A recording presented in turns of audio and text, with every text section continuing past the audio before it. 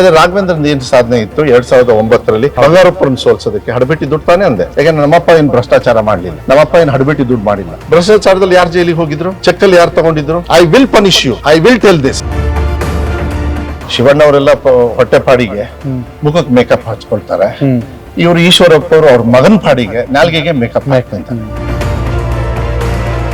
Election ಕಾವು ಬಿಸಿಲಿಗಿಂತ ಜೋರಾಗಿದೆ, ನೀವು ಮಾತ್ರ ಇಷ್ಟೊಂದು ಕೂಲಾಗಿ ಹೆಂಗಿದ್ದೀರಾ ಅಂತ. ಜನರು ನಿಮ್ ಜೊತೆಗೆ ಇದ್ದಾರೆ ಅಂತ ಹೇಳಿ ವಿಶ್ವಾಸ ಇದ್ದಾಗ ಎಲ್ಲ ಸುಗಮವಾಗಿ ನಡೆಯುತ್ತೆ.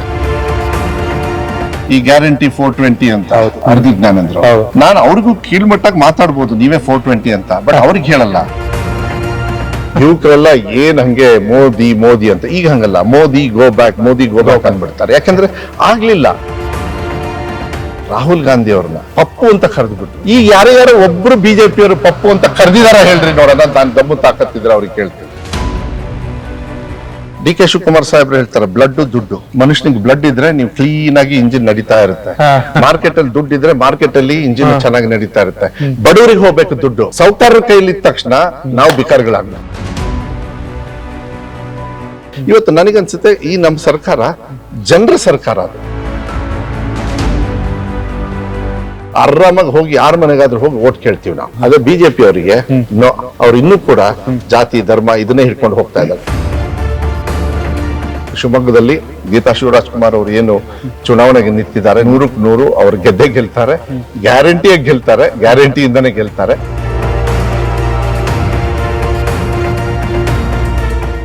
ನಮಸ್ಕಾರ ವೀಕ್ಷಕರೇ, ಕರ್ನಾಟಕ ಟಿವಿಯ ಲೋಕಸಭಾ ಚುನಾವಣಾ ಸಂಚಾರ. ಇವತ್ತು ಶಿವಮೊಗ್ಗ ಲೋಕಸಭಾ ಕ್ಷೇತ್ರದಲ್ಲಿ ಕರ್ನಾಟಕದ 28 ಲೋಕಸಭಾ ಕ್ಷೇತ್ರಗಳಲ್ಲಿ one of the high voltage constituency ಅಂತ ಹೇಳಿದ್ರು ತಪ್ಪಾಗೋದಿಲ್ಲ. ಕಾಂಗ್ರೆಸ್ನಿಂದ ಗೀತಾ ಶಿವರಾಜ್ಕುಮಾರ್, ರಾಜಕೀಯ ಅಂತ ಬಂದಾಗ ಗೀತಾ ಬಂಗಾರಪ್ಪ ವರ್ಸಸ್ BY ರಾಘವೇಂದ್ರ. ಗೀತಾ ಶಿವರಾಜ್ಕುಮಾರ್ ಅವರು ಅನ್ನೋದಕ್ಕಿಂತ ಹೆಚ್ಚಾಗಿ ಸಚಿವರಾಗಿರುವಂತಹ ಮಧು ಬಂಗಾರಪ್ಪ ಅವರಿಗೆ ಪ್ರತಿಷ್ಠೆಯ ಕಣ. ನಮಗೊಂಥರ ಖುಷಿ ವಿಚಾರ. ಜನಾಭಿಪ್ರಾಯ ಸಂಗ್ರಹಕ್ಕೆ ನಾವು ಇವತ್ತು ಶಿವಮೊಗ್ಗ ಕ್ಷೇತ್ರದಲ್ಲಿ ಓಡಾಡ್ತಾ ಇದ್ದೀವಿ. ಶಿವಮೊಗ್ಗ ಲೋಕಸಭಾ ಕ್ಷೇತ್ರದ ವಿಧಾನಸಭಾ ಕ್ಷೇತ್ರಗಳಲ್ಲಿ ಸ್ವತಃ ಸಚಿವರೇ ನಮಗೆ ಸಿಕ್ಕಿದ್ದಾರೆ. ನಿಜಕ್ಕೂ ಖುಷಿ ವಿಚಾರ. ಸರ್, ಮೊದಲನೇದಾಗಿ ವೆಲ್ಕಮ್ ಟು ಕರ್ನಾಟಕ ಟಿವಿ. ತುಂಬಾ ಥ್ಯಾಂಕ್ಸ್ ಯೋಗೇಶ್ ಅವರೇ. ಒಂದು ಅರ್ಧ ಗಂಟೆಯಿಂದ ಅಬ್ಸರ್ವ್ ಮಾಡ್ತಾ ಇದ್ದೀನಿ, ಎಲೆಕ್ಷನ್ ಕಾವು ಬಿಸಿಲಿಗಿಂತ ಜೋರಾಗಿದೆ, ನೀವು ಮಾತ್ರ ಇಷ್ಟೊಂದು ಕೂಲಾಗಿ ಹೆಂಗಿದ್ದೀರಾ ಅಂತ. ಯಾವಾಗ ಜನರು ನಿಮ್ಮ ಜೊತೆಗೆ ಇದ್ದಾರೆ ಅಂತ ಹೇಳಿ ವಿಶ್ವಾಸ ಇದ್ದಾಗ ಎಲ್ಲ ಸುಗಮವಾಗಿ ನಡೆಯುತ್ತೆ. ಓಕೆ, ನೀವು ಏನು ಮಾತು ಕೊಟ್ಟಿರ್ತೀರಿ ಅದನ್ನು ನಡೆಸ್ಕೊಂಡು ಹೋದಾಗ ನಿಮಗೆ ಧೈರ್ಯ ಸಿಗ್ತದೆ. ಓಕೆ, ಸುಳ್ಳು ಹೇಳ್ಕೊಂಡು ಹೋದಾಗ ತಪ್ಸ್ಕೊಂಡು ಹೋಗ್ಬೇಕಾಗತ್ತೆ. ಖಂಡಿತ. ನಾವಿಲ್ಲಿ ತಪ್ಸ್ಕೊಂಡು ಹೋಗೋದು ಬೇಡ, ಮಾತು ಕೊಟ್ಟಾಗೆ ಉಳಿಸ್ಕೊಂಡಿದೀವಿ. ಓಕೆ, ಅದೇ ನಮ್ ಗ್ಯಾರಂಟಿ. ನೀವು ಎಷ್ಟು ಸತಿ ಕೇಳಿದಿರೋ ಏನೋ, ಎಷ್ಟು ಸತಿ ಬಿಜೆಪಿಯವ್ರು ಬೈದಿದಾರ ಏನೋ. ಬಿಜೆಪಿಯವ್ರು ಎಷ್ಟರವರೆಗೂ ಬೈದಿದಾರ ಅಂದ್ರೆ ಬಹಳ ಒಂದು ಕೀಳ್ಮಟ್ಟವಾಗೂ ಕೂಡ ಹೇಳಿದ್ದಾರೆ. ಈ ಗ್ಯಾರಂಟಿ 420 ಅಂತ ಯಾರು ಮಾನ್ಯ ಅರ್ಧಿ ಜ್ಞಾನೇಂದ್ರ, ನಾನು ಅವ್ರಿಗೂ ಕೀಳ್ಮಟ್ಟಾಗಿ ಮಾತಾಡ್ಬೋದು ನೀವೇ 420 ಅಂತ, ಬಟ್ ಅವ್ರಿಗೆ ಹೇಳಲ್ಲ. ಆದ್ರೆ ನನಗೆ ಬೇಜಾರು ಏನು ಅಂದ್ರೆ, ಬೇಜಾರಲ್ಲ, ಅವ್ರು ಅರ್ಥ ಮಾಡ್ಕೊಳ್ಬೇಕಾಗತ್ತೆ. ಅವ್ರಿಗೆ ಮತ ಹಾಕಿ ಗೆಲ್ಸಿದಾರಲ್ಲ, ಅವರು ಕೂಡ ಈ ಗ್ಯಾರಂಟಿ ಮೇಲೆನೆ ಇವತ್ತು ಬದುಕ್ತಾ ಇರೋದು. ನಿಜ ನಿಜ. ಬಿಜೆಪಿಯವ್ರು ಏನ್ ದಿವಾಳಿ ಆಗ್ಬಿಡುತ್ತೆ ಅಂತ ಹೇಳಿ, ದಿವಾಳಿ ಆಗಕ್ ಚಾನ್ಸೇ ಇಲ್ಲ. ನಾನು ಹಂಗಾರೆ ಅರ್ಧಿ ಜ್ಞಾನೇಂದ್ರ ಅವರೇ, ನೀವು 420 ಅಂದ್ರಲ್ಲ, ನಿಮಗೆ ಮತ ಹಾಕಿದವ್ರು 420 ಅಂತ ಇದ್ದೀರಾ, ಆ ಹಂಗಲ್ಲಿದ್ದಾರೆ. ಈ ತರ ಬೇಕಾದಷ್ಟು ಮಾತಾಡ್ಬೋದು ನಾನು. ನಿಜ. ಸಾಲ ಮನ್ನಾ ಮಾತಾಡ, ಇವ್ರದ್ದು ಖಜಾನೆ ಖಾಲಿ. ನಮ್ಮ ಖಜಾನೆ ಖಾಲಿ ಇಲ್ಲೇ ಇಲ್ಲ. ಈಗ ತಾನೇ ಸಿದ್ದರಾಮಯ್ಯ ಸಾಹೇಬರು ಜಸ್ಟ್ ಏರ್ಪೋರ್ಟ್ ಅಲ್ಲಿ ಲ್ಯಾಂಡ್ ಆಗಿ ಅವರು ಚಿಕ್ಕಮಂಗ್ಳೂರು ಭಾಗಕ್ಕೆ ಇದಕ್ಕೆ ಹೋದ್ರು, ಏನು ನಮ್ಮ ಪ್ರಚಾರಕ್ಕೆ. ನೀವು ನಂಬಲ್ಲ, ಅವ್ರು ಹೇಳಿದ್ರು ಸಿದ್ದರಾಮಯ್ಯ ಅವರು, ಅದ್ ಹೆಂಗ್ರಿ ಖಜಾನೆ ಖಾಲಿ ಆಗುತ್ತೆ, 137,000 ಕೋಟಿ, 1,37,000 ಕೋಟಿ ಇವತ್ತು ನಾವು ಅಭಿವೃದ್ಧಿಗೆ ಅಂತ ಹೇಳಿ ತೆಗೆದಿಟ್ಟಿದೀವಿ. ಈಗ ನಂದೇ ಇಲಾಖೆಪ್ಪ, ಜನರಿಗೆ ನೀವು ಹೇಳ್ಬೇಕಾಗತ್ತೆ. 37,000 ಕೋಟಿ ಇತ್ತು ಹೋದ್ ಸತಿ ಎಜುಕೇಶನ್ ಡಿಪಾರ್ಟ್ಮೆಂಟ್, ಈ ಸತಿ 44,400 ಚಿಲ್ಡ್ರೆ. ಅದು ಹೆಂಗ್ರಿ ಆಗುತ್ತೆ? ಎಸ್, ವಿ ಹ್ಯಾವ್ ಗಿವನ್, ನಮಗೆ ಕೊಡ್ತೀವಿ, ಇಲ್ಲ ಅಂತ ಹೇಳಲ್ಲ. ಕೊಟ್ಟಾಗ ಅನುಷ್ಠಾನ ಮಾಡೋದಕ್ಕೆ ಸ್ವಲ್ಪ ಲೇಟ್ ಆಗಿರ್ತಕ್ಕಂಥದ್ದು ಬಿಟ್ರೆ ಅದನ್ನ ಒಂದೊಂದೇ ನೋಡ್ಬೇಕಾಗತ್ತೆ. ಪ್ರಣಾಳಿಕೆಯ ಉಪಾಧ್ಯಕ್ಷ ನಾನು. ಈ ಗ್ಯಾರಂಟಿಗಳ ಕಮಿಟಿಗೆ ಪರಮೇಶ್ವರ್ ಸಾಹೇಬರು ಅಧ್ಯಕ್ಷರು, ನಾನು ಉಪಾಧ್ಯಕ್ಷ, ವೈಸ್ ಚೇರ್ಮನ್. ನನಗೆ ಹೆಮ್ಮೆ ಇದೆ, ಇಡೀ ರಾಜ್ಯದಲ್ಲಿ ಬಂಗಾರಪ್ಪಾಜಿ ಅವ್ರು ಕೊಟ್ಟಿರ್ತಕ್ಕಂಥ ಆಶ್ರಯ, ಆರಾಧನಾ, ಗ್ರಾಮೀಣ ಕೃಪಾಂಕ, 32 ವರ್ಷದಿಂದ ನಿಮ್ದು ತೋಟ ಇದ್ರೆ, ಅಲ್ಲಿ ಬೋರ್ವೆಲ್ ಇದ್ರೆ, ಅಲ್ಲಿ ಏನಾದ್ರು ನಿಮ್ ತೋಟಕ್ಕೆ ನೀರು ಹಾಸ್ತಾ ಇದೆ ಅಂದ್ರೆ ಅದು ಕಾಂಗ್ರೆಸ್ ಪಕ್ಷದ ಫ್ರೀ ಕರೆಂಟ್ ಇಂದ ಅನ್ನೋದನ್ನ ನೆನ್ಪಿಟ್ಕೊಳ್ಬೇಕಾಗುತ್ತೆ. ಮನೆ ಬೆಳಕು ಮಾಡಿದ್ರೆ ಅವ್ರು ಹೇಳಿದ್ರು ಏನಂತ, ಓ ಇಲ್ಲ ಇವರು ಏನೋ ಭ್ರಷ್ಟಾಚಾರ, ಏನೋ ಇವರು ಸುಳ್ಳು ಹೇಳೋರು ಅಂತ. ಯಾಕೆ ನಾವು ಮನೆ ಬೆಳಕು ಮಾಡಿದ್ರೆ ಸುಳ್ಳು ಹೇಳಿದ್ದ? ಇಲ್ಲ. ಹೆಣ್ಮಕ್ಳಿಗೆ ಶಕ್ತಿ ಯೋಜನೆಯನ್ನು ಕೊಟ್ಟಿದ್ದು ಇದು ಮಾಡ್ತಾರ? ಇವತ್ತು ಯಾರು BJP-ಯವರು ಮತ ಹಾಕಿದ್ದಾರೆ ಅವ್ರು ಇವತ್ತು ಹೇಳ್ತಾ ಇದ್ದಾರೆ ಇಲ್ಲ ನಾವು ಕಾಂಗ್ರೆಸ್ ಪಕ್ಷದ ಋಣದಲ್ಲಿ ಇದೀವಿ, ಇಂಥ ಕಾರ್ಯಕ್ರಮ ನೋಡಿರಲಿಲ್ಲ. ಆಮೇಲೆ ಇನ್ನೊಂದು ಯೋಗೀಶ್ವರ, ನಾನು ನನ್ನ ಅನಾಲಿಸಿಸ್ ಹೇಳ್ಬಿಡ್ಲಾ? 2014, 2019 ಆ್ಯಂಡ್ 2023 ಜನರಿಗೆ ಸ್ವಲ್ಪ ಇಲ್ಲಿ ಹೊಟ್ಟೆ ಹಸ್ತಿತ್ತು, ಹೌದು, ಇಲ್ಲೂ ಹಸ್ತಿತ್ತು. ಬದಲಾವಣೆ ಬಯಸಿದ್ರು, ಬದಲಾವಣೆ ಮಾಡಿಬಿಟ್ರು, ಏನು ತೊಂದರೆ ಇಲ್ಲ, ಅವ್ರ ಹಕ್ಕದು. 2019ರಲ್ಲಿ ಈ ಹಸುವನ್ನ ಮರ್ತು ಬಿಟ್ರು, ಬರೀ ಇಲ್ಲಿ ಹಸುವಿತ್ತು. BJP-ಯವ್ರು ಬರೀ ಜಾತಿ ಧರ್ಮ ಅಂತೇಳಿ ತುಂಬಿಟ್ರು, ಸುಳ್ಳನ್ನು ಹೇಳಿದ್ರು. ಅದ್ಯಾವುದೋ ಒಂದಲ್ಲಿ ಬ್ಲಾಸ್ಟ್ ಆಯಿತು, ಮತ್ತೆ ಪಾಕಿಸ್ತಾನ ತೋರಿಸಿ ಇವತ್ತು ಮತವನ್ನು ಹಾಕ್ಸ್ಕೊಂಡಿರೋರು BJP-ಯವ್ರು. ಈಗ 400 ಕಾ ಪಾರ್ ಅಂತ ಹೇಳ್ತಾರಲ್ಲ, 400 ಬಾರ್ ಅಂತ ಹೇಳಿ, 400 ಬಾರ್ ಅದು ಹಿಂಗಾಗುತ್ತೆ. ಅವ್ರದ್ದು ಹೈಯೆಸ್ಟ್ ಮುಗ್ದಾಯ್ತು. Bihar they are losing, Karnataka they are losing. 6 ತೆಲಂಗಾಣಲ್ಲಿ ಇರೋದು, 6ರಿಂದ ಅವ್ರು 1 ಗೆದ್ರೆ ಹೈಯೆಸ್ಟ್. ಅವ್ರದ್ದು ಅಕೌಂಟ್ ತಮಿಳ್ನಾಡಲ್ಲಿ ಓಪನ್ ಆಗೋದಿಲ್ಲ. Maharashtra they are losing. ಆಮೇಲೆ ಬಿಹಾರಲ್ಲಿ ಅದು ಲೂಸಿಂಗ್ ಅಂದಿದ್ದಕ್ಕೆ ಇವಾಗ ಮತ್ತೆ ಹೋಗಿ ಅದ್ರ ಜನರು ಬುದ್ಧಿವಂತರ, ಅದರಲ್ಲಿ ಗ್ಯಾರಂಟಿಗಳನ್ನ ನಂಬ್ತಾ ಇದ್ದಾರೆ. ಇವ್ರು ಏನಾರು 400 ಬೇಕು ಅಂದ್ರೆ ಮೋಸ್ಟ್ಲಿ ಇವ್ರು ಒಂದು ತಪ್ಪು ಕ್ಯಾಲ್ಕುಲೇಷನ್ ಮಾಡಿದ್ದಾರೆ. ಮುಂಚೆ ಪಾಕಿಸ್ತಾನ ಅಂದಲ್ಲ, ಮೋಸ್ಟ್ಲಿ ಪಾಕಿಸ್ತಾನದು MP ಎಲೆಕ್ಷನ್ ನಮಗೆ ಬರ್ಬೋದೇನೋ ಅಂತ ಹೇಳಿ ಮಾಡಿರ್ಬೇಕನ್ನ. ಇಂಥ ಇದನ್ನ ಬಿಡ್ಬೇಕಾಗತ್ತೆ. ನಾನು ಹೇಳೋದು ನೋಡಿ, ಯಾವಾಗ್ಲೂ ಸುಳ್ಳು ಹೇಳ್ಬಾರ್ದು ಜನರಿಗೆ. ಬಂಗಾರಪ್ಪಾಜಿಯವ್ರ ಮಗನಾಗಿ ಇವತ್ತು ಕೂಡ ಆರಾಧನಾ ಇಂಥ ಕಾರ್ಯಕ್ರಮಗಳೆಲ್ಲ ನೋಡಿದೆ. ರಾಮನ್ನ ಬೀದಿಗೆ ತಂದ್ರು, ಅಲ್ಲಿ ಒಂದು ದಿವಸನಾರು ಇವರು ಬೀದಿಯಲ್ಲಿರೋ ರಾಮನ್ನ ಪೂಜೆ ಮಾಡಿದ್ರ? ಫ್ಲೆಕ್ಸ್ ಹಾಕಿದ್ರಲ್ಲ ಇವರು, ಅದು ರೋಡಲ್ಲಿ ಬಿದ್ದು ಆ ಟ್ರ್ಯಾಕ್ಟ್ರು, ಲಾರಿ, ಜನರೆಲ್ಲ ಓಡಾಡ್ಕೊಂಡ್ರಪ್ಪ. ಆದ್ರೆ ಬಂಗಾರಪ್ಪಾಜಿಯವರು ಕೂಡ ಒಂದು ಆರಾಧನಾ ಕಾರ್ಯಕ್ರಮ ಮಾಡಿದ್ರು, ರಾಮನಿಗೆ ಪೂಜೆ ಮಾಡಂಗೆ. ಯಾ ಕತ್ಲಲ್ಲಿತ್ತು ಹಳ್ಳಿಯಲ್ಲಿ ಒಂದು ಮೂಲೆಯಲ್ಲಿ ದುರ್ಗಮ್ಮ, ಕರಿಯಮ್ಮ, ಬೀರಪ್ಪ, ಇಂಥ ದೇವರುಗಳಿಗೆ ಅವಕ್ಕೆ ಮೈ ತೊಳೆಯೋರು ಇರಲಿಲ್ಲ, ಹೂ ಹಾಕೋರು ಇರಲಿಲ್ಲ. ಆರಾಧನಾ ಅಂತ ಹೇಳಿ ಕಾರ್ಯಕ್ರಮ ಕೊಟ್ಟು ಇಡೀ ರಾಜ್ಯದಲ್ಲಿ ಇರ್ತಕ್ಕಂಥ ದೇವಸ್ಥಾನಗಳಿಗೆ ಒಂದು ಗೌರವನ ತಂದವರು ಕಾಂಗ್ರೆಸ್ ಪಕ್ಷದ ಬಂಗಾರಪ್ಪಾಜಿಯವರು ಮುಖ್ಯಮಂತ್ರಿ ಇರಬೇಕು. Correct sir. ಹೊಟ್ಟೆಗೆ ಅನ್ನ ಕೊಟ್ಟು. ಅದಕ್ಕೆ 2019ನಲ್ಲಿ ತುಂಬ ಹೊಟ್ಟೆ ಹಸ್ಬಿಟ್ಟಿತ್ತು ಯುವಕರೆಲ್ಲ. ಏನು ಹಂಗೆ ಮೋದಿ ಅಂತ. ಈಗ ಹಂಗಲ್ಲ, ಮೋದಿ ಗೋ ಬ್ಯಾಕ್ ಅಂದ್ಬಿಡ್ತಾರೆ. ಯಾಕಂದ್ರೆ ಆಗ್ಲಿಲ್ಲ. ಈಗ ಗೊತ್ತಾಗಿದೆ ಜನರಿಗೆ, ಹೊಟ್ಟೆ ಇಲ್ಲಿಲ್ಲ, ಹೊಟ್ಟೆ ಇಲ್ಲಿದೆ. ಕರೆಕ್ಟ್. ಸೋಷಿಯಲ್ ಮೀಡಿಯಾದಲ್ಲಿ ಇವತ್ತು ಯಾಕೆ ಜನರು BJP ವಿರುದ್ಧ ಅಷ್ಟೊಂದು ಹೇಳಿಕೆಗಳನ್ನು ಅವ್ರ ವಿರುದ್ಧವಾಗಿ ಕೊಡ್ತಾರೆ? ಅಲ್ಲ ರೀ, ರಾಹುಲ್ ಗಾಂಧಿ ಅವ್ರನ್ನ ಪಪ್ಪು ಅಂತ ಕರೆದು ಬಿಟ್ರು. ಈಗ ಯಾರಿಗಾರು ಒಬ್ಬರು BJP-ಯವರು ಪಪ್ಪು ಅಂತ ಕರೆದಿದಾರ ಹೇಳ್ರಿ ನೋಡೋಣ. ನಾನು ದಮ್ಮು ತಾಕತ್ತಿದ್ರೆ ಅವ್ರಿಗೆ ಕೇಳ್ತೀನಿ. ನೀವು 2014, 2019ರಲ್ಲಿ ಹೇಳಿದ್ರಲ್ಲ ರಾಹುಲ್ ಗಾಂಧಿ ಅವರು, ಇವಾಗ ಯಾಕೆ ಹೇಳ್ತಾ ಇಲ್ಲ? ಪಾಕಿಸ್ತಾನ ಬಗ್ಗೆ ಯಾಕೆ ಮಾತಾಡ್ತಾ ಇಲ್ಲ? ಕರಾವಳಿ ಭಾಗದಲ್ಲಿ ಧರ್ಮದ ಬಗ್ಗೆ ಇವತ್ತೊಂದು ಹತ್ಯೆ ಆಗಿರತಕ್ಕಂಥದ್ದು, ಅದು ಭಾಳ ನಾನು ಹೇಳ್ತಾ ಇದ್ದ ನೋವಿದೆ. ಯಾಕೆಂದ್ರೆ ನಮ್ಮನೆ ಹೆಣ್ಣು ಮಕ್ಳಿಗೆ ಈ ಥರ ಆದಾಗ ನಾವು ತಿರುಗಿ ಬೀಳ್ಬೇಕು. ಆದರೆ ನಮ್ಮ ದೇಶದೊಳಗೆ ಯಾವಾಗ ಕಾನೂನು ಟೇಕ್ ಓವರ್ ಮಾಡುತ್ತೆ ಅವಾಗ ಜಾತಿ ಧರ್ಮ ಎಲ್ಲ ನಮ್ಮ ಇದ್ರೊಳಗಿರ್ಬೇಕು ಅಷ್ಟೇ. ಅದನ್ನು ಬೀದಿಗೆ ತಂದು ರಾಜಕಾರಣಕ್ಕೆ ಯೂಸ್ ಮಾಡೋದು, ಅದಕ್ಕೆ ಭವಿಷ್ಯ ಇರೋದಿಲ್ಲ, ಅದಕ್ಕೆ ಮೈಲೇಜ್ ಕೂಡ ಇರೋದಿಲ್ಲ. ಇವತ್ತು ನಾನು ಇಷ್ಟೇ ಹೇಳೋದು, ಶಿವಮೊಗ್ಗದಲ್ಲಿ ಗೀತಾ ಶಿವರಾಜ್ಕುಮಾರ್ ಅವರು ಏನು ಚುನಾವಣೆಗೆ ನಿಲ್ಲಿಸಿದ್ದಾರೆ ಕಾಂಗ್ರೆಸ್ ಪಕ್ಷದಿಂದನೂ ಕೂಡ, ನಾವೆಲ್ಲರೂ ಸೇರಿ ನಿಲ್ಲಿಸಿದ್ದೀವಿ. 100ಕ್ಕೆ 100 ಅವ್ರು ಗೆಲ್ತಾರೆ, ಗ್ಯಾರಂಟಿಯಾಗಿ ಗೆಲ್ತಾರೆ, ಗ್ಯಾರಂಟಿಯಿಂದನೇ ಗೆಲ್ತಾರೆ.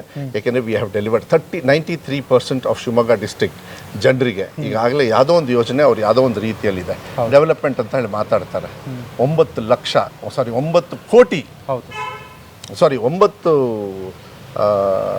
ಕೋಟಿ ಒಂದು ಗ್ರಾಮ ಪಂಚಾಯತಿಗೆ ಇವತ್ತು ಹೋಗ್ತದೆ. 1500 ಮನೆ, ಒಂದು 5,000 ರೂಪಾಯಿ ಆವ್ರೇಜ್ ಹೋಗುತ್ತೆ ತಿಂಗಳ.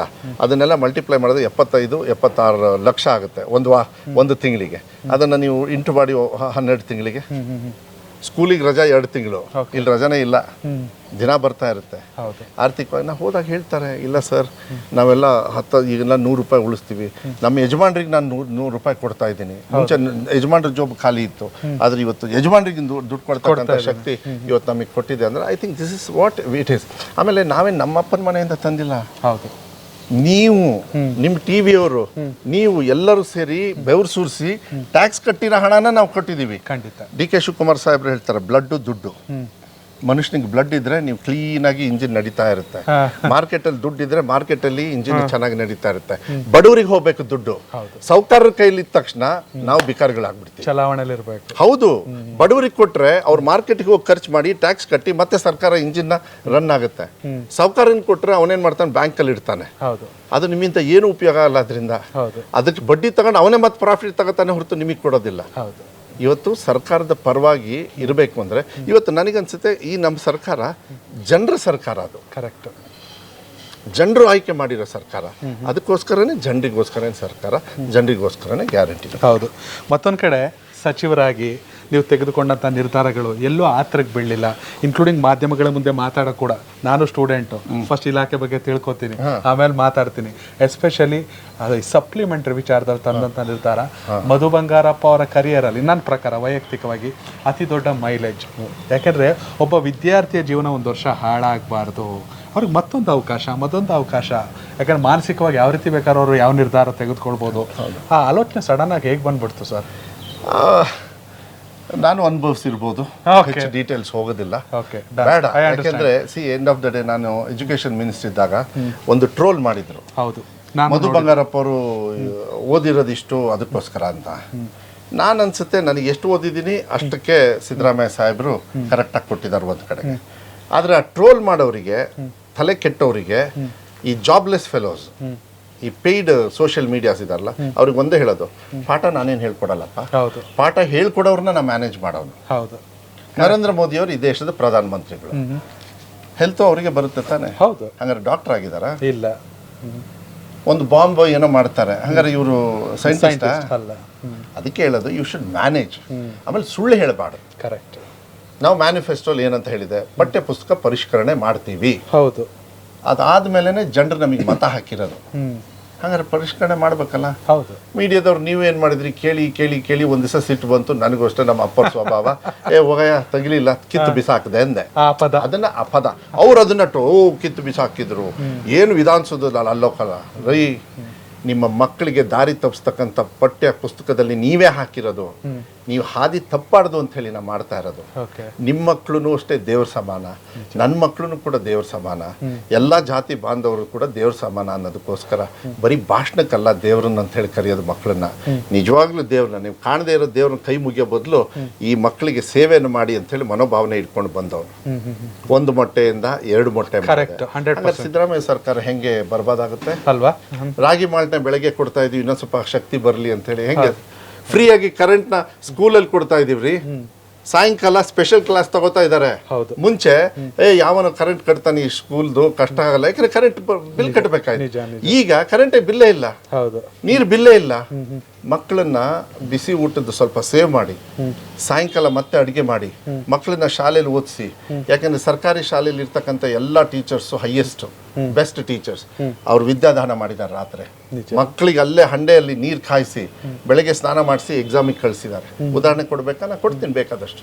ಇಲ್ಲ, ನೋಡಿದ್ವಿ ಸರ್. ನನಗೇನಂತ ಹೇಳಿದ್ರು, ಎಲ್ಲ ಕಡೆ CC ಕ್ಯಾಮ್ರಾ ಇಟ್ಟಿದ್ದಾರೆ, ಇವ್ರ ಹಿಂದೆ ಮಕ್ಕಳು ಭಯ ಇದೆ. ಇವ್ರು ಹೇಳೋರಷ್ಟೇ, ಅದು ಶುದ್ಧೀಕರಣ.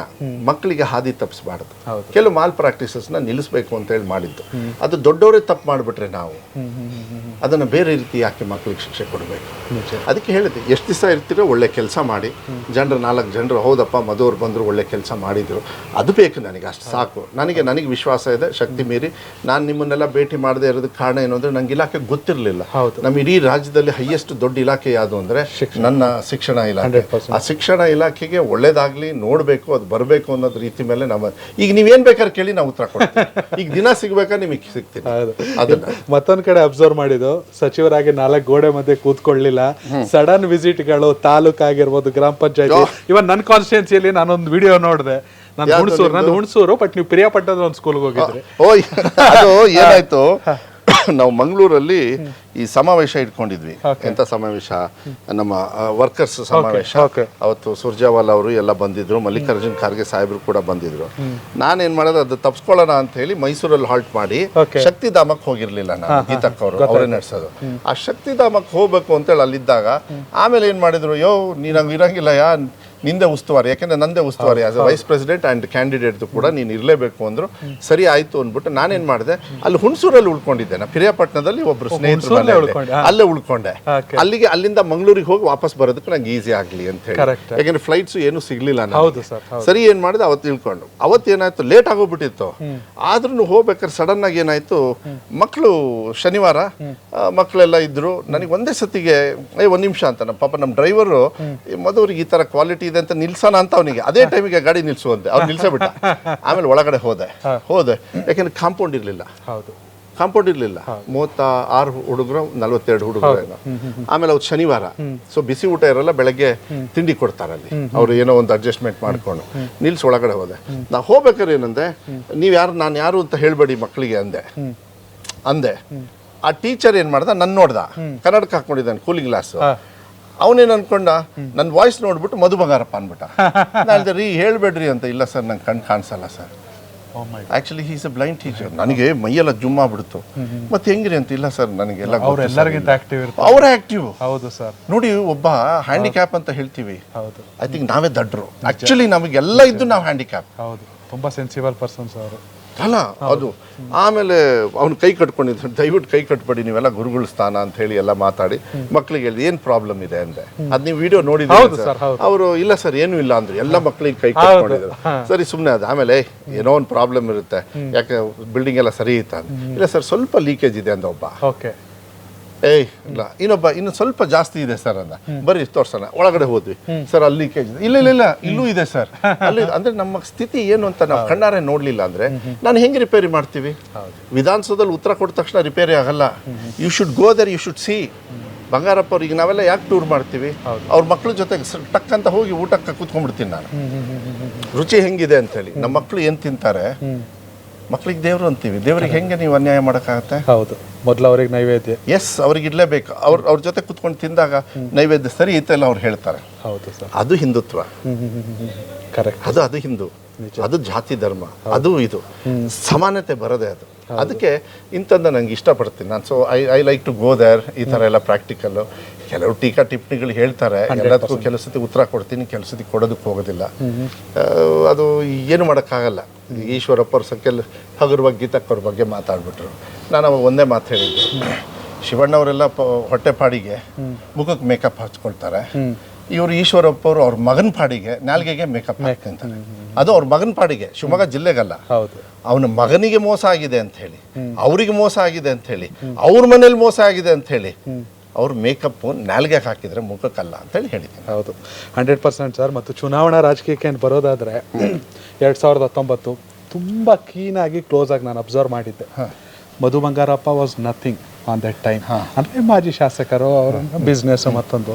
ಬಟ್ ನೀವು ಮಾಡಿದಂಥ ರೆವಲ್ಯೂಷನ್ನು ಎಲ್ಲ ಆ ಎದುರಾಳಿ ಲೀಡಲ್ ಗೆದ್ರು ಅಂದರು. ಬಟ್ ನಾವು ಅಬ್ಸರ್ವ್ ಮಾಡಿದ್ದು ಮಧು ಬಂಗಾರಪ್ಪ ತೆಗೆದುಕೊಂಡಂಥ ಓಟು. ನಾನು ಕ್ಲೀನಾಗಿ ಎಲ್ಲ ಕಡೆ ಅಬ್ಸರ್ವ್ ಮಾಡ್ಕೊಂಡು ಕೇಳಿದಾಗ ನಥಿಂಗ್, ಜಾತಿ ಗೀತಿ ಏನೂ ಇಲ್ಲ. ಈವನ್ ಸೊರಬ ಸೇರಿದಂತೆ ಸಾಕಷ್ಟು ಕಾನ್ಸ್ಟಿಟ್ಯೂನ್ಸಿಗಳಲ್ಲಿ ಬ್ರಾಹ್ಮಿಣ್ಸು, ಲಿಂಗಾಯತ್ಸು ಎಲ್ಲರೂ ಕೂಡ ಮಧು ಬಂಗಾರಪ್ಪ ಪರವಾಗಿದ್ದಾರೆ. ಇದು ನಾನು ಪಡ್ಕೊಂಡಂಥ ರಿಪೋರ್ಟು. ಅದೇ ಕಾರಣಕ್ಕಾಗಿ ಅಷ್ಟೊಂದು ಓಟ್ಗಳು ಬಂತು. ಬಟ್ ಈಗ ಮಧು ಬಂಗಾರಪ್ಪ ಸಾಮಾನ್ಯರಲ್ಲ. ರಾಜ್ಯದ ಪ್ರಭಾವಿ ಸಚಿವರು, ಅತ್ಯುತ್ತಮ ಸಚಿವರು, ಕಾಂಗ್ರೆಸ್ ಸರ್ಕಾರ, ಸಿದ್ದರಾಮಯ್ಯ ಅವರ ಅನುಭವ, DK ಶಿವಕುಮಾರ್ ಅವ್ರ ಚಾಣಕ್ಷತನ, ಜೊತೆಗೆ ಗ್ಯಾರಂಟಿ ಅನ್ನೋ ಅತಿ ದೊಡ್ಡ ಶಕ್ತಿ. ಅದಕ್ಕಿಂತ ಮುಂಚೆ ಇನ್ನೂ ಒಂದು ಇಂಪಾರ್ಟೆಂಟ್ ಬಂಗಾರಪ್ಪ ಅವರ, ಅದಕ್ಕಿಂತ ಬಂಗಾರಪ್ಪ ಅವ್ರನ್ನ ಮೀರಿಸಂತದ್ದು ಏನು ಕೊಡಕ್ಕಾಗಲ್ಲ, ನಾನು ಪಡ್ಕೊಳಕ್ಕೆ ಆಗಲ್ಲ ನನ್ನ ಜೀವನದಲ್ಲಿ. ಆದ್ರೆ ಅದಕ್ಕಿಂತ ಮುಖ್ಯವಾಗಿ ಅವಾಗ ನಾನು JDS ಅಭ್ಯರ್ಥಿ. 100%. JDS ಪಕ್ಷಕ್ಕೆ ಕೆಲವರು ಓಟ್ ಹಾಕಲ್ಲ. ಜಾತಿ ಧರ್ಮದ ಮೇಲೆ ಹೇಳ್ತಾ ಇಲ್ಲ, ಹಿಂದೂ, ಮುಸ್ಲಿಂ, ಕ್ರಿಶ್ಚಿಯನ್ಸ್, ಸಿಖ್, ಜೈನ್ ಎಲ್ಲರೂ ಅಷ್ಟೇ. ಕೆಲವರು ಹಾಕಲ್ಲ. ಯಾಕೆ ಗೊತ್ತಾ? ಯಾಕೆಂದ್ರೆ ಈಗ BJP ಬಿ ಟೀಮ್ ಅವರು ಒರಿಜಿನಲ್. ಈಗ BJP ಒರಿಜಿನಲ್ ಟೀಮ್ ಆಗೋಗ್ಬಿಟ್ರು. ನಿಜ. ಅವ್ರ ಸಿದ್ಧಾಂತ ಇಷ್ಟಪಡಲ್ಲ. ನಾನು ಆ ಪಕ್ಷದಲ್ಲಿದ್ದೆ. ನನಗೆ ಗೊತ್ತಿತ್ತು ಅದು ಸ್ವಲ್ಪ ಹಿನ್ನಡೆ ಆಗುತ್ತೆ ಅಂತ. ಒಂದ್ಸತಿ 2 ಲಕ್ಷ ಲೀಡ್ ಹೊಡೆದ್ರು, ಇನ್ನೊಂದ್ಸತಿ ಬರೀ 55,000 ಹೊಡೆದಿದ್ರು. ಆದ್ರೆ ಇವತ್ತು ಗೀತಾ ಶಿವರಾಜ್ ಕುಮಾರ್ ಅವರು ಕಾಂಗ್ರೆಸ್ ಪಕ್ಷದ ಅಭ್ಯರ್ಥಿ, ಗ್ಯಾರಂಟಿ ಪಕ್ಷದ ಅಭ್ಯರ್ಥಿ, ರೂಲಿಂಗ್ ಪಕ್ಷದ ಅಭ್ಯರ್ಥಿ, ವಿಶ್ವಾಸ ಉಳಿಸ್ಕೊಂಡಿರ್ತಕ್ಕಂಥ ಅಭ್ಯರ್ಥಿ. ಎಲ್ಲದಕ್ಕಿಂತ ಶಿವಮೊಗ್ಗ ಜಿಲ್ಲೆಯಲ್ಲಿ ಹುಟ್ಟಿ ಬೆಳೆದವರು, ಶಿವಮೊಗ್ಗದಲ್ಲಿ ಜಯಮ್ಮ ಹಾಸ್ಪಿಟಲ್ ಅಲ್ಲಿ ಅದನ್ನು ಟೀಕಾ ಟಿಪ್ಪಣಿ ಮಾತಾಡಿದ್ರು. ನಾನು ಅದಕ್ಕೆ ಹೇಳಿದೆ, ಇವ್ರೇನ್ ಸಾಧನೆ, ಇಲ್ಲಿ ಬಂದು ಓಟ್ ಕೇಳ್ತಾರೆ ಅಂದ್ರು. ನಾನು ಹೇಳಿದೆ, ರಾಘವೇಂದ್ರನ್ ಏನ್ ಸಾಧನೆ ಇತ್ತು 2009ರಲ್ಲಿ ಬಂಗಾರಪ್ಪರನ್ನ ಸೋಲ್ಸೋದಕ್ಕೆ? ಹಡಬೆಟ್ಟಿ ದುಡ್ಡು ತಾನೇ ಅಂದೆ. ಹೌದು, ನಾವು ಹೇಳ್ಬೇಕಲ್ಲ. ಹೌದು. ಭ್ರಷ್ಟಾಚಾರದಲ್ಲಿ ಯಾರು ಜೈಲಿಗೆ ಹೋಗಿದ್ರು? ಹೌದು. ಚೆಕ್ಕಲ್ಲಿ ಯಾರು ತಗೊಂಡಿದ್ರು? ನಾನು ತಗೋಬೋದಲ್ಲ. ನಾನು ಇದನ್ನ ಅಜೆಂಡಾ ಆಗಿ ತಗೊಳ್ತಾ ಇಲ್ಲ, ನೀವು ಹೇಳಿದಕ್ಕೆ ನಾನು ಹೇಳ್ತಾ ಇದ್ದೀನಿ. I will punish you, I will tell this. ಯಾಕಂದ್ರೆ ನಮ್ಮಪ್ಪ ಏನು ಭ್ರಷ್ಟಾಚಾರ ಮಾಡಲಿಲ್ಲ. ನಮ್ಮಪ್ಪ ಏನು ಹಡಬಿಟ್ಟಿ ದುಡ್ಡು ಮಾಡಿಲ್ಲ. ಹಡಬಿಟ್ಟಿ ಅಂದ ತಕ್ಷಣ ಈ ಲ್ಯಾಂಗ್ವೇಜ್ ಯೂಸ್ ಮಾಡ್ತಾರೆ. ಇವರಿಗೆ ತಲೆನೇ ಇಲ್ಲ BJP ಅವರಿಗೆ. ಹಡಬಿಟ್ಟಿ is a very purely village language. ಬಿಟ್ಟಿ ಲೈಕ್ ಬಿಟ್ಟಿ. ಈಗ ನಾನು ಬಿಟ್ಟಿ, ಯಾರೋ ಕೆಲವರು ಇವ್ರು ಬಿಟ್ಟಿ ಅಂತ ಹೇಳ್ತಾರೆ. ಬಿಟ್ಟಿ ಅಂದ್ರೆ ಏನ್ರಿ? ಬಿಟ್ಟಿ ಅಂದ್ರೆ ಬಿಟ್ಟಿ ಅಲ್ಲ, ಪುಕ್ಸಟ್ಟೆ ಅಂದ್ರೆ ಪುಕ್ಸಟ್ಟೆ, ಫ್ರೀ. ಅವ್ರಿಗೆ ಆ ಲ್ಯಾಂಗ್ವೇಜೇ ಇಲ್ಲ. ರಾಘವೇಂದ್ರ ಒಲೆಯಲ್ಲಿ ಹುಟ್ಟು ಬೆಳೆದಿದ್ರಂತೆ. ಅವ್ರದ್ದು ಏನ್ ಸಾಧನೆ ಇತ್ತಂತೆ ಬಂಗಾರಪ್ಪ ಅವ್ರನ್ನ ಸೋಲ್ಸೋದಕ್ಕೆ? ಇದೆ ಹಣ ತಾನೆ, ಜಾತಿ ಧರ್ಮ ಹಣದ ಮೇಲೆ ತಾನೇ ಅವ್ರು ಮಾಡಿದ್ದು. ಹಂಗಾರೆ ಬಂಗಾರಪ್ಪ ಅವ್ರ ಸೋಲ್ನ ನಾವು ಒಪ್ಪಕ್ಕಾಗತ್ತಾ? ಅದನ್ನ 2023 ತೆಗಿಬೇಕಲ್ಲ. ಅದಕ್ಕೆ ಇವತ್ತು ಗೀತಕ್ಕ ಬಂದಿರೋದು. ಗೀತಕ್ಕ ಅವರು, ಅವ್ರಿಗೆ ಆ ಬ್ಲಡ್ ಅಲ್ಲಿ ಇದೆ, ಸೇವೆ ಮನೋಭಾವನೆ ಇದೆ. ಶಿವರಾಜ್ ಕುಮಾರ್ ಅವರು ಕೂಡ ಸಾಕಷ್ಟು ಸೇವೆಯನ್ನು ಮಾಡಿದ್ದಾರೆ. ಇಷ್ಟನ್ನು ಇವರು ಮಾಡಿಲ್ಲ. ಇವ್ರು ಏನ್ ಮಾಡಿದ್ದಾರೆ? National highway. ನೀವು ಹೋಗಿ ಬೇಕಾದ್ರೆ ಇಂಟರ್ವ್ಯೂ ಮಾಡಿ, ಅವ್ರದ್ದೆಲ್ಲ ತಗೊಳ್ಳಿ. 7 ಪೇಜ್ ಏನೋ ಮಾಡಿದ್ದಾರೆ. National highway. ನೀವು ಯಾವ ರೂಟಿಂದ ಬಂದಿದ್ದು ಇವತ್ತು? ಬ್ಯಾಂಗ್ಳೂರಿಂದ ಎಲ್ಲಿಗೆ ಬಂದ್ರಿ? ಬ್ಯಾಂಗ್ಳೂರಿಂದ ಚಿತ್ರದುರ್ಗ ಅಲ್ಲ, ನೀವು ಅಲ್ಲಿ ಬರಬಾರ್ದಾಗಿತ್ತು. ಇವ್ರು ಕ್ಲೇಮ್ ಮಾಡಿರೋದು ಬೆಂಗಳೂರಿಂದ ಶಿವಮೊಗ್ಗ ಅರಸೀಕೆರೆ ಮೇಲೆ. ನೀವು ವಾಪಸ್ ಹೋಗ್ಬೇಕಾದ್ರೆ ತೋರಿಸ್ಕೊಂಡು ಹೋಗಿ, ಇದೇ ನೋಡಿ ರಾಘವೇಂದ್ರ ಅವ್ರು ಫೋಟೋ ಹಾಕೊಂಡಿದ್ರು ಅಂತ. ಅದು ರೋಡ್ ರೆಡಿ ಆಗ್ಬಿಟ್ಟಿದ್ರೆ ನಾ ಹೇಳ್ದಂಗೆ ಕೇಳ್ತೇನೆ. ನೋಡ್ತಾ ಇದ್ದಾರೆ ವೀಕ್ಷಕರು. ಶರಾವತಿ ಸಂತ್ರಸ್ತರು ಕಾಂಗ್ರೆಸ್ನ ಪಾಪದ ಕೂಸು ಅಂದ್ರು. ರಾಘವೇಂದ್ರ ಅವ್ರು ಹುಷಾರಾಗಿ ಮಾತಾಡ್ಬೇಕು. ನಾ ಹೋಗಿ ಶಿಕಾರಿಪುರದಲ್ಲಿ ಹೇಳಿ ಬಂದಿದ್ದೀನಿ.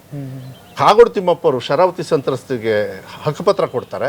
ಇವರು ಶಾಸಕರು ಹಲ್ಕಿಸ್ಕೊಂಡು ಕೂತ್ಕೊಂಡಿದ್ದಾರೆ. ಆ ಫೋಟೋ ಕೊಡ್ತೀನಿ ನಿಮಗೆ. ಈಗ ಬೊಮ್ಮಾಯಿ ಅವರು ಬಂದು ಅದನ್ನ ವಾಪಸ್ ಕ್ಯಾನ್ಸಲ್ ಮಾಡಿದ್ರು. ಪಾಪದ ಕೂಸು ರಾಘವೇಂದ್ರ ಅವರೇ ನಿಮ್ದು ಅಂತ ಹೇಳ್ಬೇಕಾಗತ್ತೆ.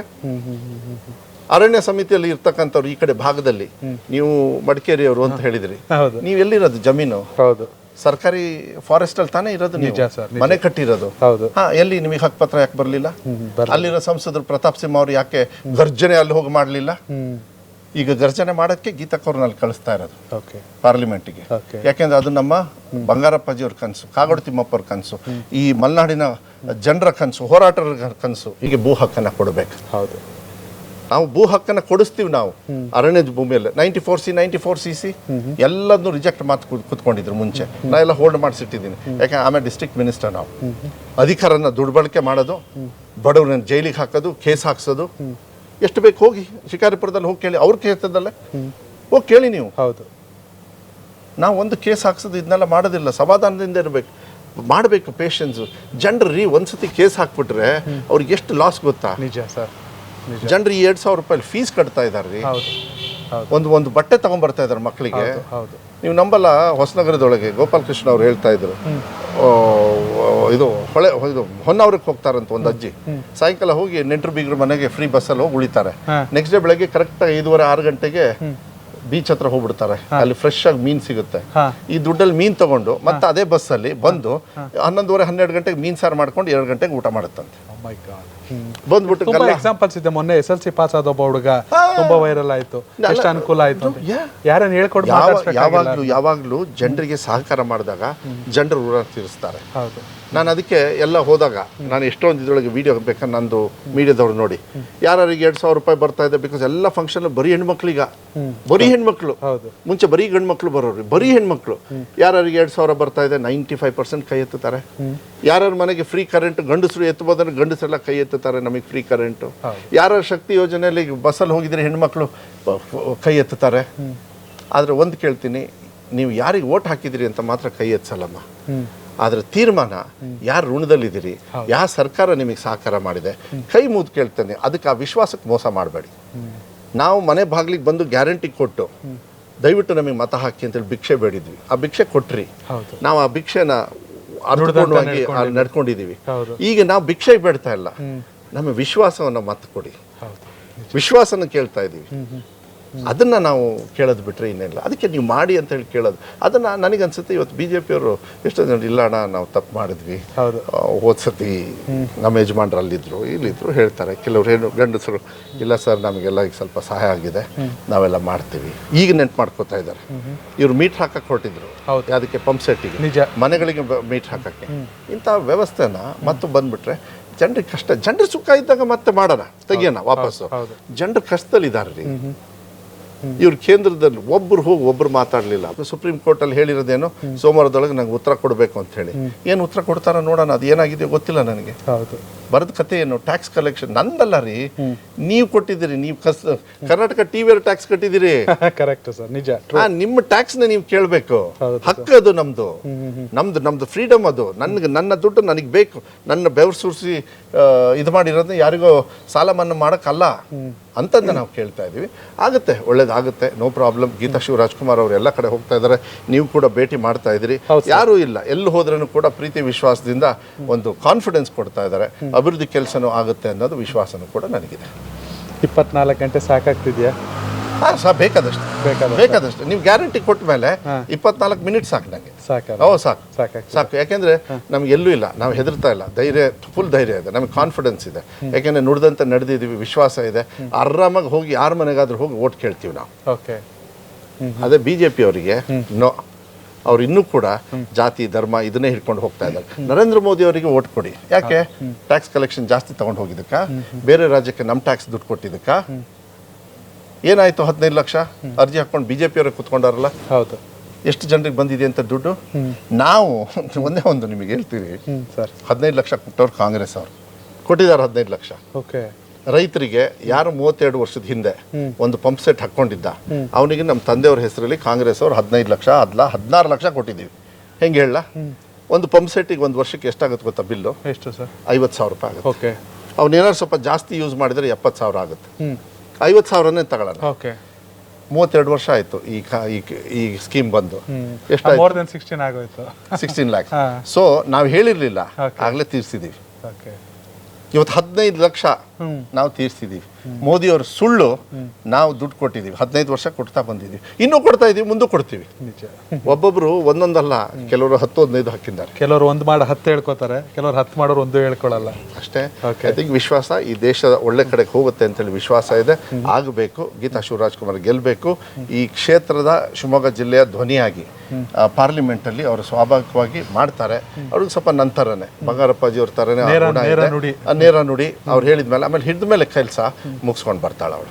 ಅದಕ್ಕೆ ನಮಗೆ ಬೇಕು. ಅದಕ್ಕೆ ಕಾಂಗ್ರೆಸ್ ಪಕ್ಷದವರು ಅವಳನ್ನ ನಿಲ್ಸಿರೋದು. ಇದು ಮಧು ಬಂಗಾರಪ್ಪ ನಿಲ್ಸಿರೋದಲ್ಲ. ಆಮೇಲೆ ನಾನು ಹೇಳ್ಬಿಟ್ಟೆ, ಗೀತಾ ಶಿವರಾಜ್ಕುಮಾರ್ಗೆ ನಾನು ಮೀಡಿಯೇಟರ್ ಅಲ್ಲ. I am not the mediator. ಜನರು ನೀವೇ ಹೋಗ್ಬೇಕು ಗೀತಕ್ಕ ಅವ್ರ ಹತ್ರ. ಅವ್ರ ಜೊತೆಗಿದ್ದು ನಾ ಕೆಲಸ ಮಾಡ್ತೀನಿ. ಗೀತಕ್ಕ ಇಸ್ ಅವೈಲೇಬಲ್ ನಿಮಗೆ. ಮದಣ್ಣನ ಹತ್ರ ಹೋದ್ರೆ ಗೀತಕ್ಕಂತ ಕೆಲಸ ಆಗುತ್ತೆ. No wrong. ಗೀತಕ್ಕನ ಹತ್ರನೇ ಹೋಗಿ ಗೀತಕ್ಕನ ಕೆಲಸ ಮಾಡ್ತಾಳೆ. I am not a mediator and there is no commission agent business. 2,000 rupees straight your account. Bill ಮನ್ನಾ ಸ್ಟ್ರೈಟ್. ಶಕ್ತಿ ಯೋಜನೆ ದುಡ್ಡೇ ಇಲ್ಲ, ಅದಕ್ಕೆ ಕಮಿಷನ್ ತಿನ್ನಂಗೆ ಇಲ್ಲ. ಅನ್ನ ನಿಮ್ಮನೆಗೆ ಬರುತ್ತೆ. ಏನು 1,174 ರೂಪಾಯಿ ಒಬ್ನಿಗೆ ಕೊಡ್ಬೇಕು ತಿಂಗಳ, ಅದು ಸ್ಟ್ರೈಟ್ ಆಗಿ ನಿಮ್ಮ ಅಕೌಂಟಿಗೆ ಹಾಕ್ತಾ ಇದೀವಲ್ಲ. ಕಮಿಷನ್ ಎಲ್ಲಿ ಬಂತು? ಉತ್ಸರೇ ಇಲ್ಲ. ನಮ್ಮ ಡಿಕ್ಷನರಿಯಲ್ಲಿ ಕಮಿಷನ್ ಅನ್ನೋದೇ ಇಲ್ಲ. ಇದು ಸರ್ಕಾರ. ಸರ್, ಮತ್ತೊಂದು ಕಡೆ ಜಾಸ್ತಿ ಟೈಮ್ ತಗೊಳ್ಳಲ್ಲ. ಕೇವಲ ಶಿವಮೊಗ್ಗ ಅಷ್ಟೇ ಅಲ್ಲ, ದಕ್ಷಿಣ ಕನ್ನಡ ಮತ್ತು ಉತ್ತರ ಕನ್ನಡ ಭಾಗದಲ್ಲಿ ಕೂಡ ಈ ಬಾರಿ ಕಾಂಗ್ರೆಸ್ ಅನ್ನ ಗೆಲ್ಸೋಕೆ ಅಥವಾ ಕಾಂಗ್ರೆಸ್ ಅಲೆಯನ್ನ ಮೂಡ್ಸೋಕೆ ಮಧು ಬಂಗಾರಪ್ಪ ಅವ್ರ ಹೆಸರು ಜೋರಾಗಿ ಕೇಳಬಾರ್ದು. ಇಲ್ಲ, ಹಂಗಲ್ಲ. ಬಂಗಾರಪ್ಪಾಜಿ ಅವ್ರ ಹೆಸರು ಇರೋದ್ರಿಂದ ಇವತ್ತು ನಾನು ಒಂದು ಅಧಿಕಾರದಲ್ಲಿ ಮಾಡಿ ನಾವು ಹೋರಾಟ, ನೀವು ಹೇಳಿದ್ರಿ ಈ ಕಡೆ ಭಾಗದಲ್ಲಿ ನೀರಾವರಿ ಹೋರಾಟ ಇದ್ದಲ್ಲ. ನೀವು ಶಿಕಾರಿಪುರಕ್ಕೆ ಹೋದಾಗ ದಯವಿಟ್ಟು ಕೇಳಿ. ಯಾಕಂದ್ರೆ ಆ ಟೈಮಲ್ಲಿ ಪಾದಯಾತ್ರೆ ಮಾಡಿ 2 ಸತಿ ಹೋರಾಟ ಮಾಡಿ ತಂದಿರ್ತಕ್ಕಂಥದ್ದು ಅದೆಲ್ಲದೂ ಕೂಡ ನೀವು ಕೂಡ ಆ ಟೈಮಲ್ಲೆಲ್ಲ ಕ್ಲಿಪ್ಪಿಂಗ್ಸ್ ಎಲ್ಲ ತಗೊಂಡಿದ್ರಿ. ಅದಾದ್ಮೇಲೆ ಯಡಿಯೂರಪ್ಪ ಅವರು ಉದ್ಘಾಟನೆ ಮಾಡಿದ್ರು, ಅವ್ರು ಮುಖ್ಯಮಂತ್ರಿ ಇದ್ದಾಗ ಅನ್ನೋದೊಂದು ಬಿಟ್ರೆ ಹೋರಾಟ ಮಾಡಿ ಪಡ್ಕೊಂಡು ಬಂದವ್ರು ನಾವು. ಅವ್ರಿಗೆ ಮುಂಚೆ ಅಧಿಕಾರ ಕೊಟ್ಟಾಗ ಈ ತರ ಬುದ್ಧಿ ಇರಲಿಲ್ಲ. ವಿಜೇಂದ್ರ ಅವ್ರಿಗಾಗ್ಲಿ ಯಾರಿಗಾದ್ರೂ ಆಗ್ಲಿ ಅಧಿಕಾರ ಇದ್ದಾಗ ಮಾಡ್ಬೇಕಾಯ್ತು. 2009ರಲ್ಲಿ ಅವ್ರ ತಂದೆಯವ್ರು ಚೀಫ್ ಮಿನಿಸ್ಟರ್ ಇದ್ರು, ಮಾಡ್ಬೇಕಾಯ್ತು. ಅವಾಗ ಯಾಕೆ ಮಾಡಲಿಲ್ಲ? ನಾನು ಪಾದಯಾತ್ರೆ ಮಾಡಿ ನಾನು MLA ಸೋತೆ 2018. ಅದಾದ್ಮೇಲೆ DK ಶಿವಕುಮಾರ್ ಅವರು ನೀರಾವರಿ ಸಚಿವರು, ಕುಮಾರಸ್ವಾಮಿ ಅವರು ಸಮ್ಮಿಶ್ರ ಸರ್ಕಾರದ ಮುಖ್ಯಮಂತ್ರಿಗಳು. ಅವಾಗ ಕೇಳಿದ್ರು, ಇಲ್ಲ ಮಧು MLC ಏನಾರು ಆಗ್ಬಿಟ್ಟು ಒಂದು ಅಧಿಕಾರ ತಗೋ. ಇಲ್ಲ, ಏನು ಬೇಡ, ನಾನು ಸೋತಿದ್ದೀನಿ, ಪರವಾಗಿಲ್ಲ, ನಂಗೆ ಬ್ಯಾಕ್ವರ್ಡ್ ಅವ್ರ ಎಂಟ್ರಿ ಎಲ್ಲ ಬೇಡ, ಬೇರೆಯವರು ನಂಬ್ಕೊಂಡಿದ್ದಾರೆ, ಅವ್ರಿಗೆ MLC ಕೊಡಿ. ಆದರೆ ಒಂದೇ ಒಂದು, ನೀವು ಮಾತು ಕೊಟ್ಟಿದ್ರಿ ನಮ್ಮ ಪಾದಯಾತ್ರೆ ಆದಮೇಲೆ ನಾನು ಮುಖ್ಯಮಂತ್ರಿ ಆದರೆ ನಾನು ಇದನ್ನು ಅನುಷ್ಠಾನ ಮಾಡ್ತೀನಿ ಅಂಥೇಳಿ DK ಶಿವಕುಮಾರ್ ಸಾಹೇಬರು ಮತ್ತು ಕುಮಾರಣ್ಣವರು ಇಬ್ಬರು ಇದ್ದಾಗ ಇದೊಂದು ಮಾಡಿಕೊಡಿ ಅಂತ ಇಲ್ಲೇ ಬಂದು ಅವ್ರು ಅದನ್ನ ಇಲ್ಲೇ ಘೋಷಣೆ ಮಾಡಿ ಅಡ್ಮಿನಿಸ್ಟ್ರೇಟಿವ್ ಅಪ್ರೂವಲ್ ಕೊಟ್ಟು ಬಜೆಟಲ್ಲಿ ಅವ್ರು ಹಾಕಿದ್ದಾರೆ. ನೀವು ಬರೆದಿಟ್ಕೊಳ್ಳಿ ನೋಡಿ, ನಾನು ಹೇಳ್ತೀನಿ. ಬಟ್ ನಾನು ಅಧಿಕಾರ ತಗೊಳ್ಳಿಲ್ಲ. ಹೌದು, 100%. ಅದು ಶಿಕಾರಿಪುರದ ಜನರು ಎಲ್ಲರಿಗೂ ಗೊತ್ತಿದೆ. ಅದು ನಮ್ಮನ್ನು ಕಾಪಾಡುತ್ತೆ, ಗೀತಕ್ಕ ಅವ್ರನ್ನು ಕಾಪಾಡುತ್ತೆ. ಸರ್, ಕೊನೆ ಪ್ರಶ್ನೆ. ಈ ಬಾರಿ ಸಾರ್ವತ್ರಿಕ ಚುನಾವಣೆ ಇದೆ ದೇಶದಲ್ಲಿ, ಆಲ್ರೆಡಿ ಮತದಾನ ಆರಂಭ ಆಗಿದೆ ಕೆಲ ರಾಜ್ಯಗಳಲ್ಲಿ. ಕರ್ನಾಟಕದ ಮಟ್ಟಿಗೆ BJPಗರಿಗೆ ಮೋದಿ ಪ್ಲಸ್ಸು, ಕಾಂಗ್ರೆಸ್ಗೆ ಗ್ಯಾರಂಟಿ ಪ್ಲಸ್ಸು ನುಡಿದಂತೆ ನಡೀತಾ ಇದ್ದೀರಾ. ಶಿವಮೊಗ್ಗದಲ್ಲಿ ಅಥವಾ ಇಡೀ ರಾಜ್ಯದಲ್ಲಿ ಯಾವ ಪ್ಲಸ್ ಹೆಚ್ಚು ಪ್ಲಸ್ ಆಗುತ್ತೆ? ನಾನು ಹೇಳೋದು ಮೋದಿಯವರ ಹೆಸರು ತಗೊಂಡು ಹೋಗೋದಕ್ಕೆ ಅವ್ರ ಕೊಡುಗೆ ಏನು ಅಂತ ಹೇಳಿ ಪ್ರಶ್ನೆಯನ್ನು ಮತದಾರರು ಮಾಡ್ತಾ ಇದ್ದಾರೆ. ಹೌದು, ನೀವೇ ಹೇಳಿದ್ರಿ ಗ್ಯಾರಂಟಿ. ಹೌದು, ನಮಗೆ ಗ್ಯಾರಂಟಿನೇ ಪ್ಲಸ್ಸು. ಹೌದು, ಅದೇ ದೊಡ್ಡ ಮಟ್ಟ. ಯಾಕೆಂದರೆ ನಾವು ಆಗಲೇ ಅನುಷ್ಠಾನ ಮಾಡಿಬಿಟ್ಟಿದ್ದೀವಿ. ನಿಜ. ಇವರು 15 ವರ್ಷದಿಂದ ಸುಳ್ಳು ಹೇಳಿರೋದನ್ನ ಮತ್ತೆ ಹೇಳಕ್ಕೆ ಹೋಗ್ತಾ ಇದ್ದಾರೆ. 10 ವರ್ಷದಿಂದನೋ 15 ವರ್ಷದಿಂದ ಅದು ನಡೆಯೋದಿಲ್ಲ. ಮೋದಿ ಗ್ಯಾರಂಟಿಗೆ ವಾರಂಟಿ ಇಲ್ಲ. ನಿಜ. ನಾವು ಕೊಟ್ಟಿರೋದ್ರಿಂದ ನಮ್ಮ ಗ್ಯಾರಂಟಿಗೆ ಪರ್ಮನೆಂಟಾಗಿ ವಾರಂಟಿ ಸಿಗುತ್ತೆ. ಆಲ್ರೆಡಿ ಪ್ರೂವ್ ಮಾಡಿದ್ದೀವಿ, ನಾವು ಪ್ರೂವ್ ಮಾಡಿದ್ದೀವಿ. ಅದು ನಮಗೆ ಒಳ್ಳೇದಾಗಿ ಆಗ್ತದೆ. ಯಾವುದೇ ಕಾರಣಕ್ಕೂ ರಿವರ್ಸ್ ಹೊಡೆಯೋದಿಲ್ಲ. ಜನರು ರೆಡಿ ಇದ್ದಾರೆ. 2023 ಇದು 2023 BJP ಹೇಳಿದ್ರು ಮಿಷನ್ 150 ಕೆಟ್ಟೆ ಹೋತಲ್ಲ ಮಿಷನ್ನು. 60 ನಾವು ಇನ್ನೊಂದು ಸ್ವಲ್ಪ ಬುದ್ಧಿವಂತರಾಗಿದ್ರೆ ಅವ್ರನ್ನ 50ಕ್ಕೆ ತರ್ಬೋದಾಗಿತ್ತು. ಹೌದು, 50ಕ್ಕೆ ತರ್ಬೋದಾಗಿತ್ತು. ನಾವು ತಪ್ಪು ಮಾಡಿರ್ತಿರ್ತೀವಿ. ಕೆಲವು ಕಡೆಗೆ ಸೀಟ್ ಕೊಡೋದ್ರಲ್ಲಿ ವ್ಯತ್ಯಾಸಗಳು ಆಗಿರ್ಬೋದು. ಈಗ ಎಷ್ಟಾಗಿದೆ ಸರ್ ನಿಮ್ಮ ಸಂಖ್ಯೆ 28ರಲ್ಲಿ ನಿಮ್ಮ ಪ್ರಕಾರ? ನನಗನ್ಸುತ್ತೆ ವಾತಾವರಣ ನೋಡಿದರೆ we should cross more than 20 ಅಂತ ಹೇಳಿ ನನಗೆ ವಿಶ್ವಾಸ ಇದೆ. Let us see. ಆಮೇಲೆ ಜನರು ಒಂದ್ಸತಿ ತೀರ್ಮಾನ ಮಾಡಿ ಗ್ಯಾರಂಟಿ ಋಣದಲ್ಲಿ ಇದ್ದೀವಿ ನಾವು, ಕಾಂಗ್ರೆಸ್ ಪಕ್ಷ ನಮ್ಮನ್ನು ಕೈ ಹಿಡಿದಿದೆ ಅಂಥೇಳಿ ಮತದಾರರ ಭಾವನೆ ಒಳಗಡೆ ಅವರಿಗೆ ಆ ಹೃದಯದಲ್ಲಿ ಬಂದುಬಿಟ್ರೆ ನನಗನ್ಸುತ್ತೆ ಬಂಗಾರಪ್ಪಾಜಿಯವರು ಒಂದ್ಸತಿ 28ರಲ್ಲಿ ಇಂದಿರಾ ಗಾಂಧಿ ಅವ್ರ ಜೊತೆಗೆ, ಇದು ಶಿವಮೊಗ್ಗದಿಂದ ಮಾತಾಡ್ತಾ ಇದ್ದೀನಿ ನೀವು ತಿಳ್ಕೊಳ್ಳಿ, 27 ಗೆದ್ದಿದ್ರು. ಹೌದು. ಅವ್ರು ಮುಖ್ಯಮಂತ್ರಿಗಳು ಇರಬೇಕಾದ್ರೆ 23 ಗೆದ್ದಿದ್ರು. ಹೌದು. ಇವೆರಡನ್ನು ಬೀಟ್ ಆಗಲಿ. ಇವತ್ತು BJP ಅವ್ರ ಮನೇಲೂ ಬೆಳಕಾಗಿದೆ ಅಂದರೆ ಕಾಂಗ್ರೆಸ್ ಗ್ಯಾರಂಟಿಯಿಂದ. ನರೇಂದ್ರ ಮೋದಿ ಮೋದಿ ಅನ್ನೋರ ಮನೇಲೂ ಬೆಳಕಾಗಿದೆ ಅಂದರೆ ಅದು ನಮ್ಮ ಗ್ಯಾರಂಟಿಯಿಂದ. ಅವ್ರ ಹೆಣ್ಮಕ್ಳು ಬಸ್ಸಲ್ಲಿ ಓಡಾಡ್ತಾ ಇದ್ದಾರೆ ಅಂದರೆ ನಮ್ಮ ಗ್ಯಾರಂಟಿಯಿಂದ. ನಿಮ್ಮ ಬಡತನದಲ್ಲಿ ಮೋದಿಯವ್ರು ನಮ್ಮ ದುಡ್ಡು ತೊಗೊಂಡೋಗಿ ವಾಪಸ್ ಕೊಡಲಿಲ್ಲ ಅಂದ್ರೂ ನಾವು ನುಡಿದಂತೆ ನಡೆದು 2,000 ರೂಪಾಯಿ BJP ಅವ್ರ ಮನೆಗೂ ಆರ್ಥಿಕವಾಗಿ ಸಹಾಯ ಮಾಡಿದ್ದೀವಿ ಅಂದರೆ ಐ ಥಿಂಕ್ ನಮ್ಮಿಂದ ಇದೆಲ್ಲ ಋಣ ಮತದಾರರು ತೀರಿಸ್ತಾರೆ. ಎಂಡ್ ಆಫ್ ದ ಡೇ ಮತದಾರರೇ ಪ್ರಜೆಗಳು, ನಾವೆಲ್ಲ ಸೇವಕರು. ಅದನ್ನು ನಾವು ಅರ್ಥ ಮಾಡ್ಕೊಳ್ಬೇಕು. ಯಾಕೆಂದರೆ ಹೊಟ್ಟೆಗೆ ಅನ್ನ ಮಾತ್ರ ತಿನ್ನೋಕ್ಕಾಗತ್ತೆ ಹೊರತು ಅಧಿಕಾರ ತಿನ್ನೋಕ್ಕಾಗಲ್ಲ, ಬಂಗಾರ ತಿನ್ನೋಕ್ಕಾಗಲ್ಲ, ದುಡ್ಡು ತಿನ್ನೋಕ್ಕಾಗಲ್ಲ. ನಾವು ಹೋದ್ಮೇಲೆ 4 ಜನರು ಒಳ್ಳೇದು ಮಾತಾಡಬೇಕು. ನಮ್ಮ ತಂದೆಯವ್ರು ಇಲ್ಲ ಅಂತ ಹೇಳಿ ಭಾವನೆ ನಮಗೆ ಯಾರಿಗೂ ಬರೋದಿಲ್ಲ. ಗೀತಕ್ಕವ್ರಿಗೂ ಅಷ್ಟೇ. ನಾವು ಅವರಿಲ್ಲ ಅಂತ ಹೇಳಲ್ಲ. ಅವ್ರು ಎಲ್ಲಿದ್ದಾರೆ ಅಂದರೆ ಆಶ್ರಯ ಮನೆಯಲ್ಲಿದ್ದಾರೆ, ಅವ್ರು ಎಲ್ಲಿದ್ದಾರೆ ಅಂದರೆ ಗ್ರಾಮೀಣ ಕೃಪಾಂಕದಲ್ಲಿದ್ದಾರೆ, ಅವ್ರು ಎಲ್ಲಿದ್ದಾರೆ ಅಂತ ಹೇಳಿದರೆ ಪಂಪ್ ಸೆಟ್ಟಿಗೆ ಹೋಗಿ ನೋಡಿದ ತಕ್ಷಣ ಗುಂಡು ರೆಡ್ ಗ್ರೀನ್ ಇರುತ್ತೆ, ಅಲ್ಲಿ ಹೋದ ತಕ್ಷಣ ಬಂಗಾರಪ್ಪ ಅವ್ರ ಫೋಟೋನೇ ಕಾಣಿಸೋದು ರೈತರಿಗೆ. ಕೊನೆ ಪ್ರಶ್ನೆ ಸರ್, ಆಗ್ಲಿಂದ ಹೇಳ್ತಾ ಇದ್ದೀನಿ ಪರ್ಸನಲ್ ಆಗಿ, ಶಿವಣ್ಣ ನಿಮ್ಮ ಬದುಕಿನಲ್ಲಿ ಎಷ್ಟು ಮುಖ್ಯ? ಯಾಕಂದರೆ ಅವರು ಪಾದರಸ, ಅವರೇ ಅಂದರೆ ಎನರ್ಜಿಗೆ ಮತ್ತೊಂದು ಎಕ್ಸಾಂಪಲ್ಲು. ಇದು ಸಿನಿಮಾ ರಂಗ ಅಂತ ಇಡೋಣ, ಪರ್ಸನಲ್ ಆಗಿ ತೊಗೊಂಡಾಗ ಆಗ ಸದ್ಯದ ಪರಿಸ್ಥಿತಿಯಲ್ಲಿ ಶಿವಣ್ಣವರು ಒಂದು ಮಾತು ನನಗೆ ಭಾಳ ಇಷ್ಟ ಆಗಿದ್ದು, ನಮಗೆಲ್ಲ ನೀವು ಕೊಟ್ಟಿದ್ದೀರಾ. ರಾಜ್ಕುಮಾರ್ ಒಂಥರ ಇದ್ದೀನಿ ನಾನು, ಶಿವರಾಜ್ಕುಮಾರ್ ಅಭಿಮಾನಿ ದೇವರುಗಳು ನೀವು. ಈಗ ನಮಗೆಲ್ಲ ಕೊಟ್ಟ ಮೇಲೆ ಗೀತಕ್ಕ ಒಂದು ಅವಕಾಶ ಕೇಳ್ತಾ ಇದ್ದಾರೆ. ನಾನು ಗ್ಯಾರಂಟಿ ಕೊಡ್ತೀನಿ. ನಾನು ಸಂಸಾರ ಮಾಡಿದ್ದೀನಿ ಅವ್ರ ಜೊತೆಗೆ, ನನಗೆ ಗೊತ್ತಿದೆ ಅವ್ರದ್ದು ಏನು ಕೆಪಾಸಿಟಿ ಅಂತ. ನಾನು ಕೇಳೋದು ಒಂದು ಅವಕಾಶ, ಆಮೇಲೆ ತೀರ್ಮಾನ ಮಾಡಿ. ಅದಕ್ಕೆ ಗ್ಯಾರಂಟಿ ಇದೇ ಶಿವರಾಜ್ಕುಮಾರ್ ಅಂತ ಹೇಳ್ತಾರೆ. ಕಾಂಗ್ರೆಸ್ ಪಕ್ಷದ ಗ್ಯಾರಂಟಿ ಆದರೆ ನಾನು ಗ್ಯಾರಂಟಿ ಕೊಡ್ತೀನಿ, ಅವ್ರು ನೀವು ಅಂದ್ಕೊಂಡಂಗೆ ಕೆಲಸ ಮಾಡ್ತಾರೆ ಅಂಥೇಳಿ. ಐ ಥಿಂಕ್ ಅದು ನಂಗೆ ತುಂಬ ಇಷ್ಟ ಆಗುತ್ತೆ. ಆಮೇಲೆ ಜನರು ಅವ್ರ ಜೊತೆಗೆ ಹೋಗಿ ಮಾತಾಡ್ಬೇಕಾದ್ರೆ, ಇಲ್ಲ ಸರ್ ನಾವು ಗೀತಕ್ಕನ್ನು ಗೆಲ್ಲಿಸ್ತೀವಿ ಸರ್ ಹೇಳಬೇಕಾದ್ರೆ, ಬಾಸ್ ನಾವು ಗೆಲ್ತೀವಿ ಬಾಸ್ ಅನ್ನೋದಕ್ಕೂ, ಇಲ್ಲ ಸರ್ ನಾವು ಗೆಲ್ಲಿಸ್ತೀವಿ ಸರ್, ನಮ್ಮ ಕರ್ತವ್ಯ ಸರ್, ನಾವು ಋಣದಲ್ಲಿದ್ದೀವಿ ಸರ್ ಅಂತಾರಲ್ಲ, ಅದೇ ವಿಶ್ವಾಸ ತೊಗೊಂಡೋಗ್ಬೇಕು. ನಮಗೆ ಇನ್ನೇನು ಉಳಿದಿದೆ ಹೇಳಿ? ನಾವೇನು ಈ ರಾಜ್ಯವನ್ನು ಆಳ್ದವರಲ್ಲ, ಕೊಳ್ಳೆವೇನು ಹೊಡೆದವರಲ್ಲ. ಸೊ ನಮಗೆ ಜನರು ಪ್ರೀತಿ ವಿಶ್ವಾಸದಿಂದ ಹೋಗುತ್ತೆ. ಕೆಲಸತಿ ಪಡ್ಕೊಳ್ತೀವಿ, ವ್ಯತ್ಯಾಸಗಳು ಕಾರಣ ಅಂತಂದು ಆಗುತ್ತೆ.